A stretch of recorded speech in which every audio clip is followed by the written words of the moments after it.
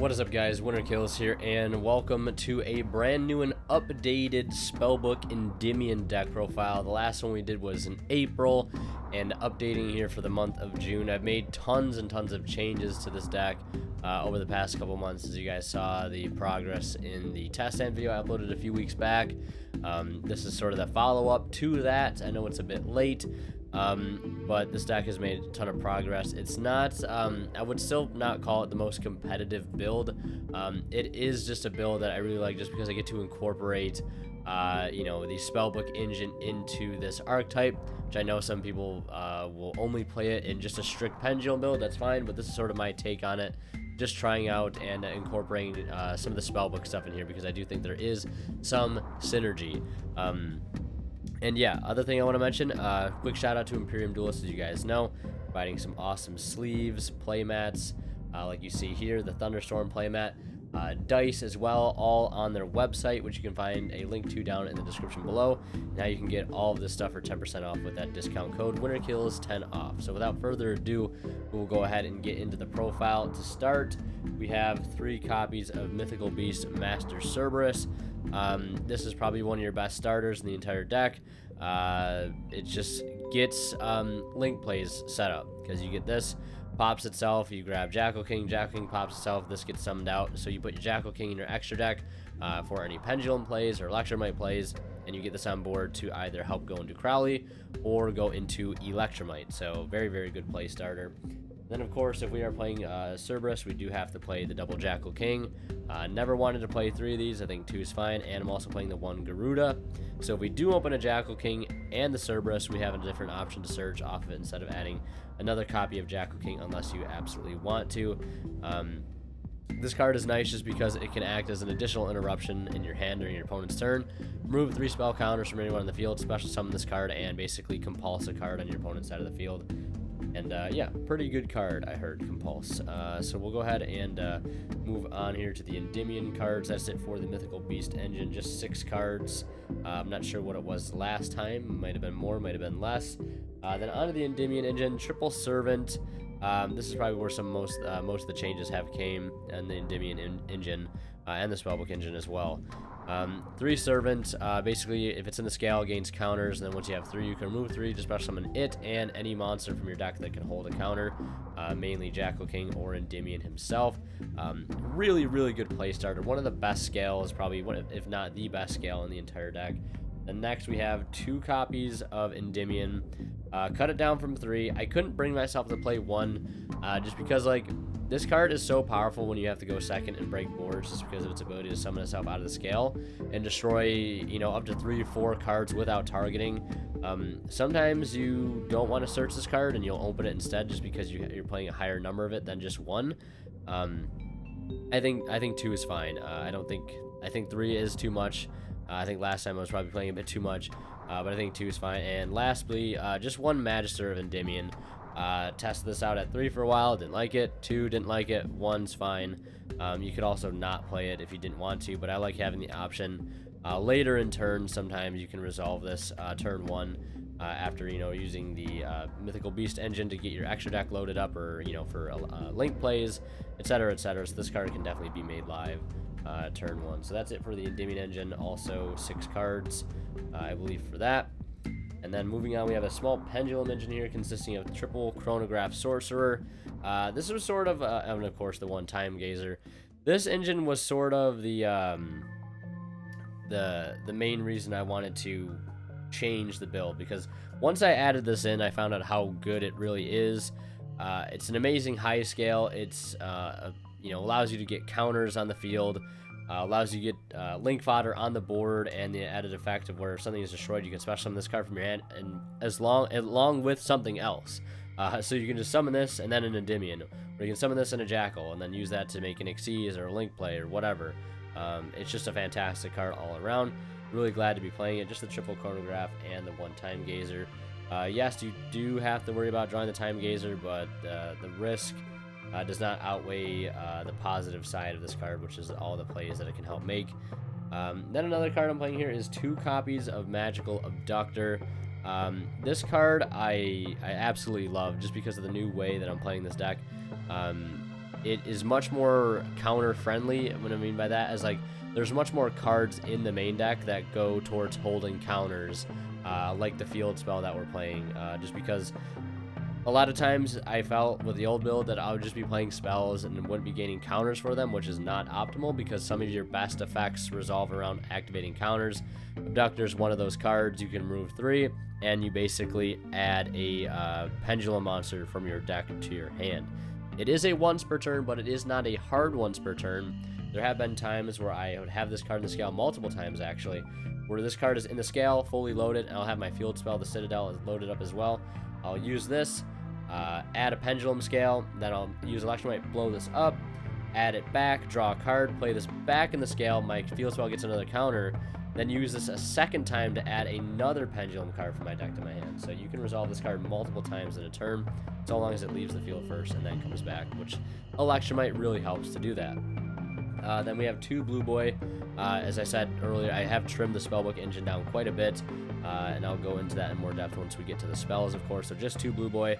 And then last, we have just 2 hand traps here, 2 copies of Ash Blossom. This could be whatever hand trap. I managed to squeeze in some hand traps in here. I did replace these 2 cards for the 2 Ash Blossom. I like the idea of just playing more spells that are readily available to play in most cases. This is just a little tech card, Celestial Observatory. Has worked out well in some cases, others not. But I just decided this time around to opt for the the possibility of trying to interrupt my opponent if I have to go second. So might as well just play some hand traps. So that is it for the monsters. I believe that is 22 monsters. Now we'll go into the spell lineup. We have triple spell power mastery to start. Amazing card. It is a hard once per turn, but it's not going to stop me from playing 3. I want to see this card as soon as possible. This paired with a terraforming or field spell or Magister, not Magister, but Servant is just a great way to start off your turn. Then speaking of field spell, triple magical Citadel of Endymion. This might seem like overkill, but like the sooner you see this card, the better, because this holds all of your counters, so you draw into your cards that you need. Allows this card to be more useful. Because if you just open like these 2 cards or terraforming, you play this. Well, you could play this first, play this. This will get the 2 counters, and then you'll grab Servant off of this, play the Servant in the scale. This gets the 3rd counter. Your Servant's immediately live, and you've only played 2 spells, thanks to the field spell holding those counters for you. Or otherwise, without playing this card, your Servant would be dead while you add it to your hand. It'd be nice to have, but it would be dead with no counters on it. Also, would be it's just a low scale. Then we have 2 mythical bestiary. I do want to bump this up to 3, but I only have 2 copies right now, so I might bump this up to 3 in the future. Very, very good card. Just loads up a Servant, just this on its own. Then we have 2 terraforming to search out the field spell. 2 call by the grave, of course. Hand traps suck, so I want to try to stop those as often. I would play 3, but I just don't have the room. Arguably, I don't have the room.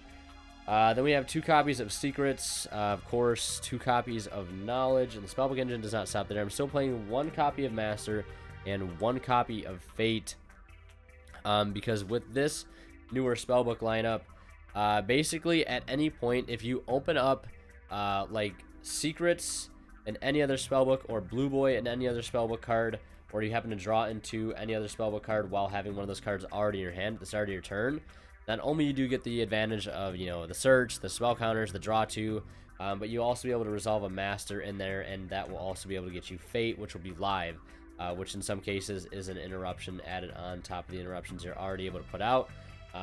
So I wanted to just opt to play just these 2 cards in case that comes up, because it does come up sometimes.